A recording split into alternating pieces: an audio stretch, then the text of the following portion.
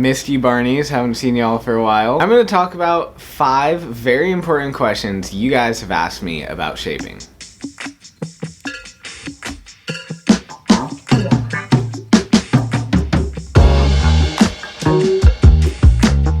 This first question comes from somebody named Frank Zappa 576, and he asked, at what point in the process do you take an old potato and rub it on your surfboard so that it waterproofs the blank?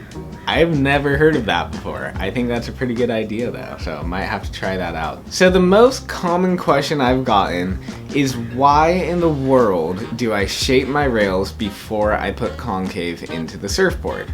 The reason I like to put the concave in after shaping the rails is because I like to get the rail line completely finished first, and then I like to put in my secondary rocker, which is in the center of the board, which is the concave. The reason I like to do that is because it makes it easier to shape the rails symmetrically and more precisely without having that angle coming up to the rail previously. So I'd rather shape my rail completely and then put in the concave instead of put in the concave and then having to shape the rails, adjusting it to where the concave is, because you're going to end up making your rails thinner than you would intend to if you have, say, a deep single or deep double concave going up to the edge of the rail. Your rails are going to come out thinner because as you move in closer to the stringer of the board, you're going to be removing that foam and, shrinking your rails. That's why I prefer to do the rails before the concave.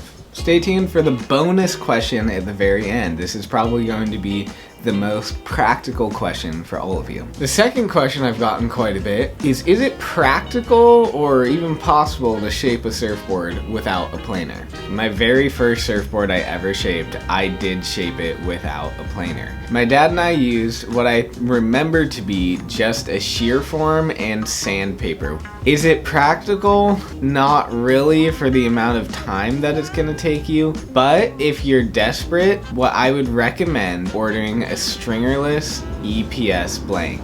So the reason why I recommend to use stringerless EPS is because the blank itself is going to be more rigid than a poly blank, which makes it a little bit harder to scratch, to mess up really bad. If you drop it, it's not going to be catastrophic. When you don't have a planer, it would take a ridiculous amount of time to do everything with a stringer. You would have to use sanding blocks and little block planes, and that's just going to take you way too long. That's not going to be any fun. You're going to be sweating probably if it's warm outside. Not going to be good. So if you don't have a stringer, it's one less problem to worry about. So you could get a very thin EPS blank cut for you. Or you could make a hot wire yourself and you could cut the blank with a buddy and get it really close to where you want it. I mean, I know some people even put rail bands in with a hot wire. People do a lot of stuff so that there's minimal amount of tools that have to be used on the surfboard. Number 3 correlates to number 2. What planer do I use? I use a Hitachi P320, I think is what it's called, or maybe it's just a P20S or something like that. But I use a modified Hitachi planer. People call them green machines. I just grew up using it. I never really used a skill planer, and when I have used skill planers, I've just kind of wondered why, for me at least, why I would ever bother to transition over to that. Yes, you can get a bigger motor in there. You can have faster RPMs for your blades, all that kind of stuff. There are a lot of positives, but the drawback is it's not very comfortable to use. It's a lot heavier, which is harder on your elbows, shoulders, hips, all that kind of stuff. I like to do everything with my planer. It makes it a lot easier to shape rails. It makes it a lot easier to put concave. The planer fits into tighter curves, and so there's a lot of positives. I like the Hitachi because I've always used it. Some people like the skill because they've always used it. Just try both. Whatever you end up liking is what you should use. Question number 4 that I'm going to share with you guys is about fin placement. I've gotten quite a few questions about fin placement. So there's a very, very easy, simple trick to figuring out as far as twin fins go. where you want them on your board. If you're going to have a very wide-tailed fish, what I generally do is shaka. One shaka from the tip of the tail up to where your fins go, that you can make a mark there. It's about 7.5 inches for my hand, I think, or almost 8 inches, around there. A shaka is a very good measuring tool. And then if it's more of a high performance twin fin, I go a shaka plus about 1/2 inch, or sometimes a whole inch, depending on how narrow the tail is. But the wider the tail and the wider the base of your fins, generally you're going to want the fins closer to the tail. The narrower the tail, you can move them up a little bit further because there's not going to be as much surface area, so the board's going to be holding better already. You're not going to need as much fin to hold you in there. And then distance from the rail is another pretty important part of fin placement. Another hand measurement that everyone can do. I generally do it 2 fingers from the edge on the tail, 2 fingers over from the edge, 1 shaka from the tail. That's a decent way to measure twin fin placement. So question number 5, again, kind of relates to question number 4. Where do I get my tools? Honestly, I don't remember. I bought most of my tools a while ago, but I will tell you this, Amazon has pretty much everything you could ever need. Now, everyone's probably gonna hate me for that, but this is the other option. You can go to, some woodworking store and probably find some cool tools there.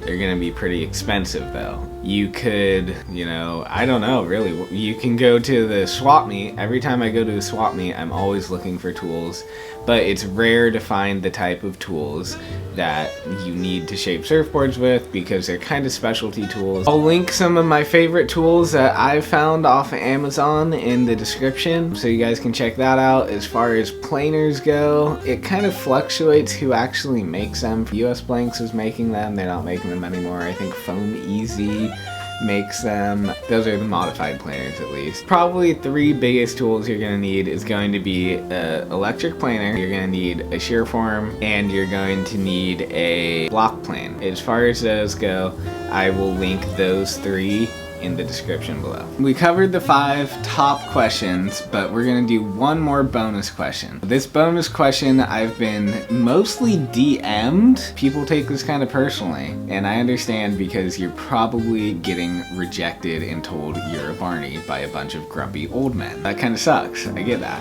Where or how do I become a surfboard shaper? There's not really a short, easy answer for this. I started when I was 10 years old, and I got very lucky when Jim Phillips, who was my mentor, he offered to teach me how to shape. I understand that doesn't usually happen. So the biggest and most difficult thing to do is just get your foot in the door.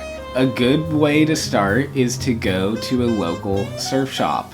You can go in there and just talk to them and tell them, hey, I want to start shaping. Are there any shapers here that live local? Or that shop might actually have a shaping room in there that you can use, you can rent, and they could buy tools, all that sort of stuff. So probably a lot of surf shops aren't gonna have a shaping room.